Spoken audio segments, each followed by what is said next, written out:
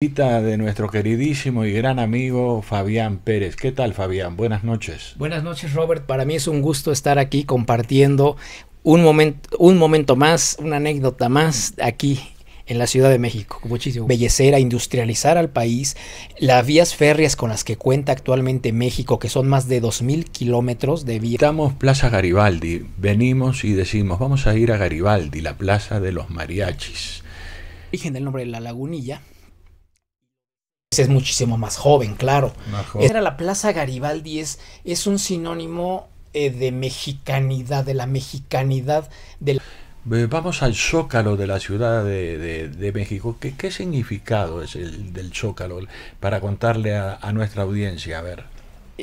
Algo que me gusta mucho de la Ciudad de México es que, como en algunas capitales del mundo, que pocas capitales del mundo tienen el privilegio, como nosotros en México, de tener la historia, los cientos e inclusive algunos miles de años de historia a flor de piel, a ras de suelo. Permití traerte un obsequio desde Uruguay. Te traigo un termo. ¿Cómo crees? La siguiente entrevista me la realizó mi gran amigo Roberto Soria, el uruguayo más mexicano. Es una entrevista en donde él ahora a mí me pregunta, me cuestiona acerca de quién soy, a qué me dedico, y sobre todo hablando un poquito de la historia de México y de la Ciudad de México específicamente. Esta entrevista va a salir, me la está haciendo para la televisión uruguaya, entonces pues esto es... Hoy aprovecho para mandar un saludo a todos mis amigos uruguayos y bueno, que se den para que, hablándonos un poquito de historia de México, para que se motiven y vean también los videos que realizamos junto con Roberto, para que vean un poquito de lo que es la majestuosidad de la Ciudad de México y de la cultura mexicana. Así es que los invito a que vean la entrevista en donde mi gran amigo Roberto Soria, el uruguayo más mexicano, me entrevista para un canal de la televisión uruguaya. Una grata y muy buena compañía tenemos el día de hoy, mejor dicho, la noche de hoy. El día ya se fue apagando, el sol se fue ocultando y viene asomando la luna, la estamos viendo por acá por el ventanal. La visita de nuestro queridísimo y gran amigo Fabián Pérez. ¿Qué tal, Fabián? Buenas noches. Buenas noches, Robert. Para mí es un gusto estar aquí compartiendo un momento más, una anécdota más aquí en la Ciudad de México, con muchísimo gusto. Bueno, y una anécdota bastante interesante, bastante importante para nuestra audiencia de Cable 2, Cablevisión de la ciudad de Melo en Uruguay, que naturalmente va a recorrer el mundo porque a través de las redes y las páginas que manejamos, claro. YouTube y también Facebook y toda la tecnología en nuestro programa, que es patrocinado por la Embajada de México en Uruguay. Contamos con el apoyo de la Embajada. En estas últimas horas hemos realizado algunos trabajos en Plaza Garibaldi, en el Tren Maya, en fin. Pero contigo nos gustaría hablar de historia. Podemos hablar de historia de la relojería, historia de México. ¿De qué cosas no podemos hablar? A ver. No, bueno, ¿qué te digo, Robert? Por ejemplo, bueno, pues si así es, efectivamente, me dedico a la cuestión de la relojería. Ahora, pues, gracias a mi papá, que le aprendí a él, junto con mi hermano, nos dedicamos a la cuestión de arreglar los relojes de pulso, y esos relojes monumentales que también ven ustedes en las catedrales o en grandes edificios. Por ejemplo, ¿no? Tenemos uno que es de la alcaldía Azcapotzalco, que está dando la hora, es francés y está dando la hora desde 1891. Porfirio Díaz precisamente fue quien, por esa afición que él tenía, por ese gusto que él tenía por lo francés, porque él ya había viajado, ya conocía el viejo continente y sobre todo París, ¿verdad? Con su esposa Carmelita, que ella es quien lo apoya en ese sentido y lo vuelve un personaje de mundo. Necesitaba ese mundo, queda fascinado y quiere poner. Por eso en la Ciudad de México vemos gran parte de la Ciudad de México, o una gran parte de ella, con muy afrancesados los edificios. Así es. Un detalle bastante importante, ahora que tú mencionas a Porfirio Díaz, vamos a decir que fue presidente de México. Así es. Para aquellos extranjeros que no conocen mucho Claro, la historia de los presidentes de México. Él fue presidente de México durante 30 años, o sea, bueno, fue una dictadura. Él obviamente tuvo cosas muy buenas y cosas también malas por ser una dictadura, ¿no? Como todo. Pero él, por ejemplo, sí le debemos, la verdad es que haciéndonos un poquito fríamente, y se dedicó a embellecer, a industrializar al país. Las vías férreas con las que cuenta actualmente México, que son más de 2000 kilómetros de vías, él fue quien las puso. Él conectó toda la República Mexicana con el ferrocarril. Eso detona un gran desarrollo, empieza a detonar un gran desarrollo, un auge comercial y económico en todo México. Así es. Bueno, hay una cosa muy interesante. Cuando visitamos Plaza Garibaldi, venimos y decimos, vamos a ir a Garibaldi, la plaza de los mariachis.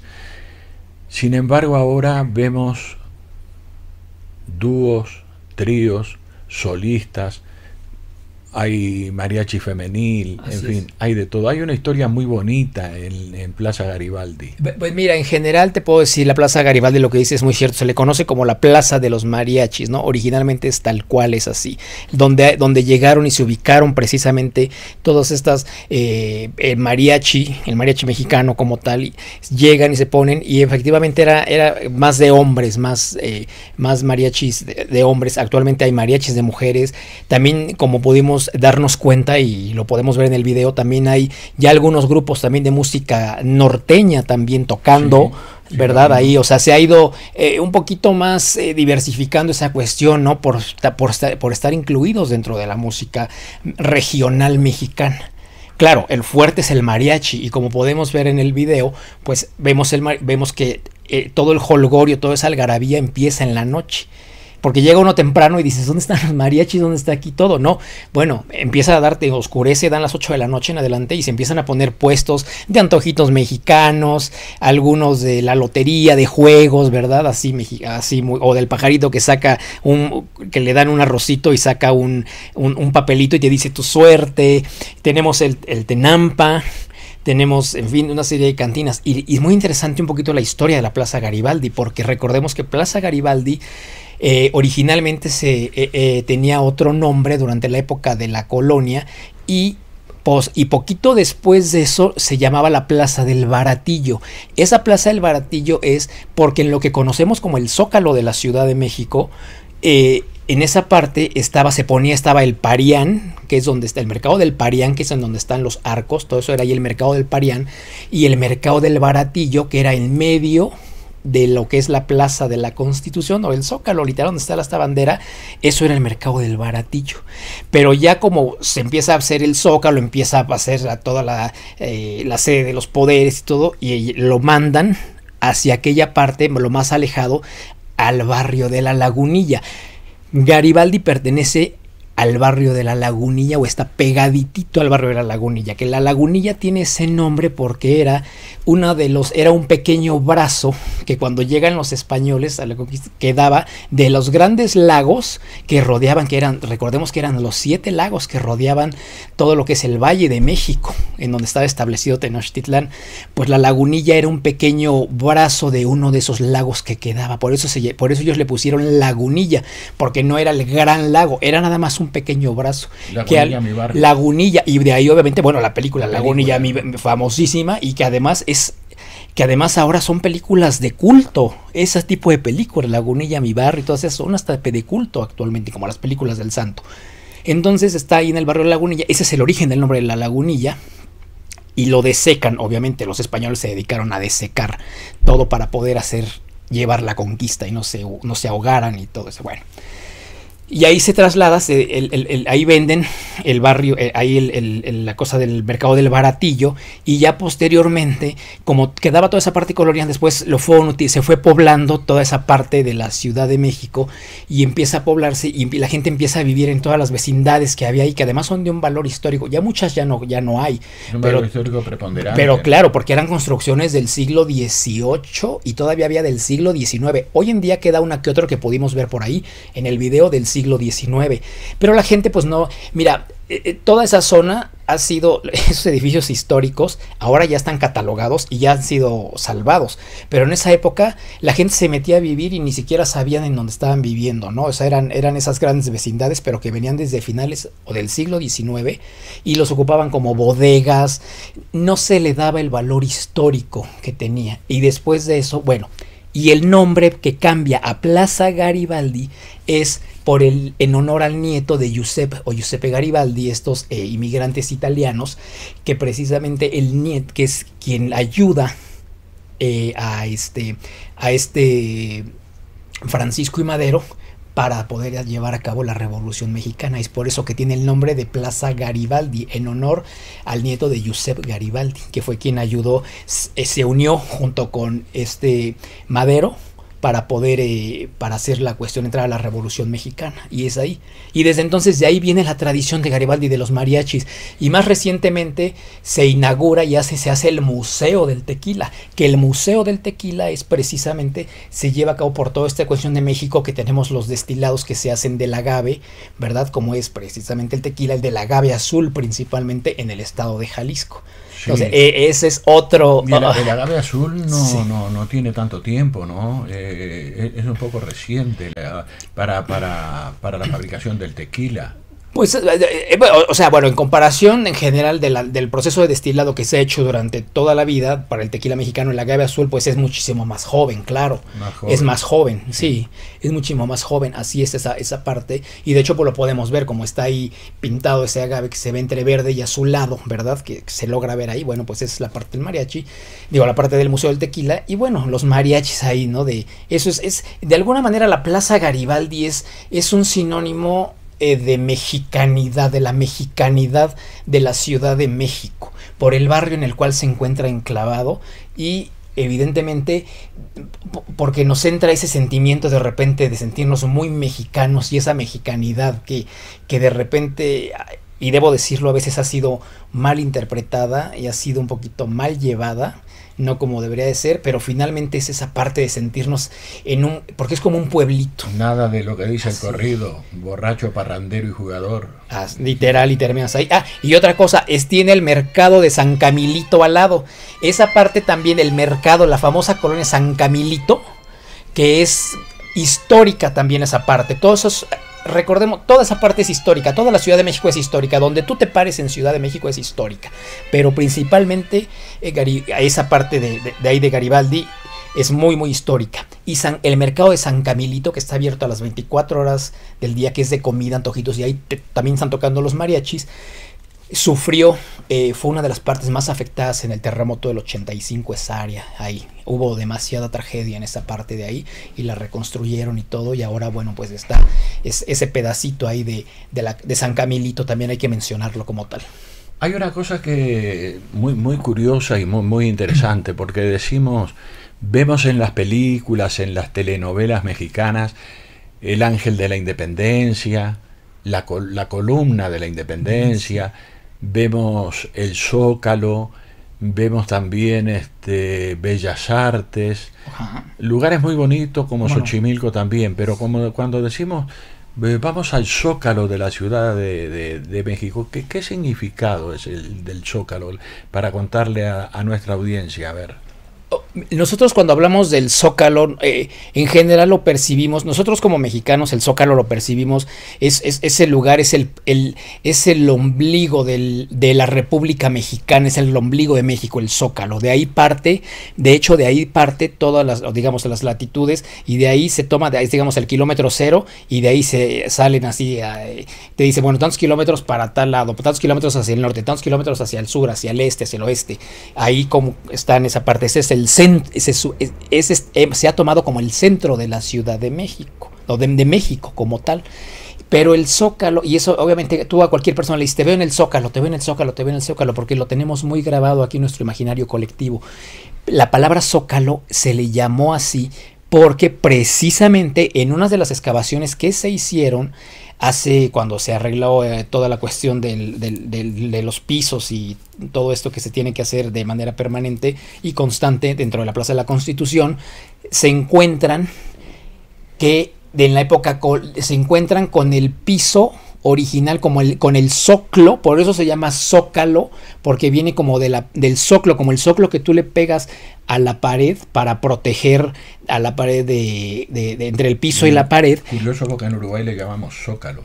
Ah, exactamente, pues es exactamente lo mismo, por eso aquí se le llama zoclo y se le da el nombre de zócalo, porque se encontró el vestigio, obviamente, de la época de la época colonial que se empezaba a hacer, por eso se le llama, esto es un zócalo, exactamente, es un zócalo o un zoclo, ese es el origen, pero en realidad no toda la gente lo sabe.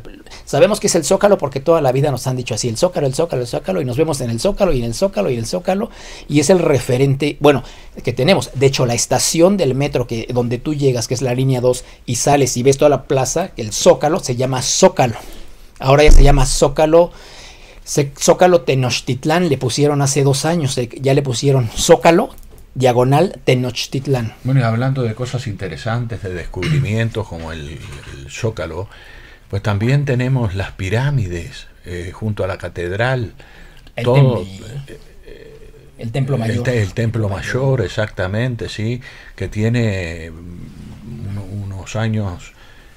Aproximadamente, ¿qué tendrá? 20 años más o menos del descubrimiento. No, tiene muchísimo más, no, tiene muchísimos más años. Lo que pasa es que toda esa parte del Templo Mayor, yo siempre he dicho que algo que me gusta mucho de la Ciudad de México es que, como en algunas capitales del mundo, que pocas capitales del mundo tienen el privilegio, como nosotros en México, de tener la historia, los cientos e inclusive algunos miles de años de historia a flor de piel, a ras de suelo, como se dice. Por ejemplo, Roma es una. Pero yo me refería al descubrimiento. Lo hizo el descubrimiento del Zócalo, el descubrimiento del Templo Mayor lo hizo este señor Manuel Gamio, don Manuel Gamio, a principios del siglo XX. Él es quien lo hace, precisamente, que es el abuelo de Ángeles González Gamio, una de las cronistas más emblemáticas de aquí de México, de la Ciudad de México, que tengo el gusto de conocer, afortunadamente, Ángeles González Gamio. Su abuelo es quien descubre, ¿no? Porque obviamente ellos se basaron en estudios y códices que habían encontrado y dijeron, es que es aquí, no es que es más adelante. Resulta que era precisamente en toda esa parte, pero no, ya tiene muchísimos años, muchísimos años, y todavía se siguen encontrando cosas, Robert, es fascinante. Sí, se siguen encontrando. Una maravilla, ¿no? Se siguen encontrando muchísimas cosas. Todavía, hasta apenas hace menos de 5 años, encontraron una cosa que se llama el Huayzonpantli, que hace cuenta que es como una especie como de pirámide en donde ponían los cráneos de todas las personas que sacrificaban en el Templo Mayor. Era esta como una pirámide, digamos, llena obviamente con estos palos en donde atravesados, y ahí iban colocando todas las cabezas o los cráneos de los sacrificados.